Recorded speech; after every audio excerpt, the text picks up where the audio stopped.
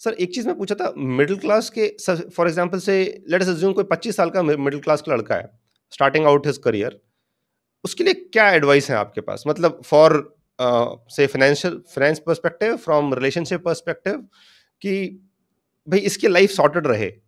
और फाइनेंस और रिलेशनशिप ही एसेंशियली दो मेजर प्रॉब्लम्स होती हैं लाइफ में, और अगर बाकी जो प्रॉब्लम्स होती हैं वो वहीं से जर्मिनेट होती हैं, वहीं से शुरू होती हैं। So what are your advices to him? See पहली एडवाइस तो ये है कि मिडिल क्लास का 25 साल का बच्चा आज के दिन स्टार्ट आउट ही नहीं कर रहा करियर में, क्योंकि उसको पता नहीं क्या करियर चाहिए। और ओके। उसको जो करियर चाहिए वो देख रहा है कि लोअर क्लास वाले भी उसी करियर से स्टार्ट कर रहे हैं। तो लोअर क्लास में अगर पिताजी 25-30 हजार रुपए ही कमा रहे थे और बच्चा 40 हजार से स्टार्ट कर रहा है, तो वो कॉज ऑफ सेलिब्रेशन है उस हाउस होल्ड बिल्कुल। में। लेकिन अगर मिडिल क्लास में पिताजी 2, 2.5, 3, 4 लाख कमा रहे हैं और बच्चा 35-40 हजार रुपए भी स्टार्ट कर रहा है, तो वो कॉज ऑफ सेलिब्रेशन नहीं है। एज ए रिजल्ट बहुत मिडिल क्लास के बच्चे स्टार्ट ही नहीं कर रहे, वो कह रहे हैं हम समथिंग ग्रेट ही करेंगे। ओके। क्योंकि जो बच्चा 50, 60, 70, 80 हजार, 1 लाख का मोबाइल फोन हाथ में लेके घूम रहा है, वो 2 महीने की तनख्वाह के बराबर जो फोन पड़ता है उसका, यानी 35-40 हजार रुपए की उसका, मतलब वो नहीं करेगा। मतलब उसका जो तनख्वाह है वो उसका आधा फोन खरीद सकता है, सिर्फ पूरा फोन नहीं खरीद सकता। तो ये जो दिक्कत है, इस दिक्कत को हमें एड्रेस करना है कि पहले तो हमें बोलना है मिडिल क्लास के बच्चों को कि तुम्हें जो भी सो कॉल्ड करियर जो भी मिल रहा है भैया स्टार्ट कर लो। क्योंकि अगर 35-40 पे स्टार्ट नहीं करोगे तो कभी 50, 60, 70 पे नहीं पहुंचोगे, वेट ही करते रह जाओगे। तो जी सबसे बिल्कुल। पहले कोई ग्रेट फाइनेंशियल टिप देने की जगह, कुछ और एडवाइस देने की जगह, सबसे पहले तो ये है कि don't feel entitled in this world कि ये हमारे को तो इतना मिलना ही चाहिए क्योंकि पिताजी को इतना मिला था।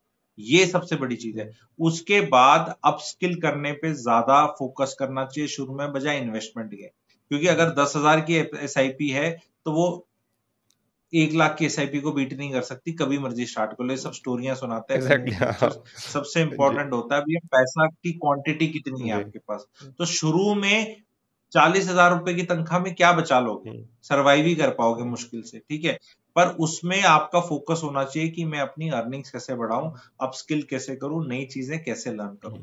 और जहां तक रिलेशनशिप की एडवाइस है, तो रिलेशनशिप की एडवाइस ये है कि इन सबको at starting point, some point of time, किसी भी ठीक ठाक अपोजिट जेंडर लड़कियों के लिए भी एडवाइस है, लड़के के लिए जाके सेलेक्ट करके शादी कर लेनी चाहिए। बहुत ओके। लोग सोचते हैं कि मेरा लेवल ये है तो मेरे को इसी लेवल की लड़की मिलेगी, क्योंकि लेवल के हिसाब से मिलती है नॉर्मली। तो मैं अपना लेवल बढ़ा लेता हूं तो मुझे इस लेवल की मिल जाएगी। ये लालच नहीं करना है, बिकॉज ये आपका जो लेवल ये है, इससे ये होने में टाइम लगेगा, और टाइम के साथ टाइम की भी एक वैल्यू है। जी। जो आप जितने जवान, यंग, एनर्जेटिक, एलिजिबल यहां दिख रहे हैं, उतने यहां नहीं दिखेंगे। It plays out more true in the case of females. Female जो 24 साल 25 साल में डिजायरेबिलिटी क्वेश्चन होता है फीमेल का, वो 28-29 में कम हो जाता है, 32 में और नीचे हो जाता है। एंड वो 25 से 32 में तो पहुंच तो गई ऊपर वाले लेवल पे, बट उस लेवल पे अब लड़के मिलते नहीं, क्योंकि वो लड़के पहले ही बुक हो चुके हैं। जी। तो ये अपनी जिसे वर्ड औकात बोलने में बुरा लगता है लोगों को, लेकिन people should be very situationally aware of their situation की भी मैं क्या हूं, मैं कहां से आ रहा हूं, मेरे माता पिता क्या है, मेरा स्टेटस क्या है, एंड इसके हिसाब से मेरे को कोई ठीक ठाक ऑपोजिट जेंडर में मिल रहा है पार्टनरशिप करने के लिए, रिलेशनशिप के लिए, तो मुझे कर लेनी चाहिए। मुझे यहाँ बहुत वेट नहीं करना कि मैं अपनी तनख्वाह 1.5 लाख कर लूंगा और फिर पता नहीं मुझे क्या मिलेगा। ये सबसे बड़ी एडवाइस है। Everybody is wanting some dream girl and dream boy कि भैया वो लड़की आएगी या लड़का आएगा तो मेरी लाइफ में रौंदे चक्का मजे ऐश मजे होंगे। वो नहीं होने वाले। आप ये नहीं सोच सकते नहीं नहीं मेरे को मेरी गुर्बत से मेरा एक रिच ससुर ही निकाल लेगा। भाई वो रिच ससुर नहीं मिलने वाला आपको, क्योंकि आप इतनी जल्दी रिच ससुर की बेटी के लायक बनने नहीं वाले। इतनी खुलकर कोई ये चीज समझा नहीं रहा है इस उम्र में। उनको बस ख्याली बुलाव चल रहे हैं।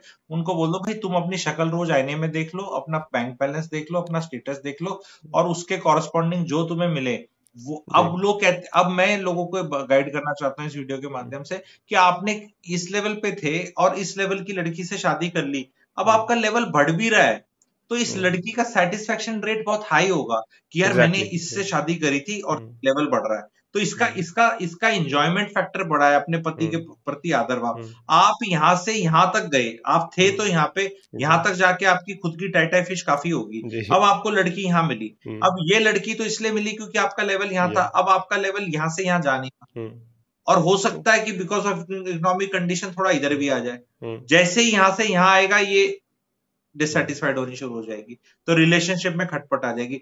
जबकि इस लेवल पे आपने शादी करी थी, यहां तक गए थे, अब यहां से यहां भी आए, तो ये लड़की जो इस लेवल पे थी, इधर शादी करके शी स्टिल सेटिस्फाइड, क्योंकि उसका कॉरस्पॉन्डिंग लेवल तो बेटर ही है ना। उसने आपसे शादी तब करी थी जब आपके पास घर भी नहीं था, अब आपके पास घर भी है, गाड़ी भी है। तो अगर गाड़ी और नहीं तो ली, ज्यादा बड़ी है और बड़ा घर नहीं लिया गया, तो पहले से तो बेटर ही था ना सिचुएशन। ठीक है, तो ये रिलेशनशिप एडवाइस ये है कि भैया अपने नखरे कम करके टाइम पे शादी कर लो, इज द मैसेज।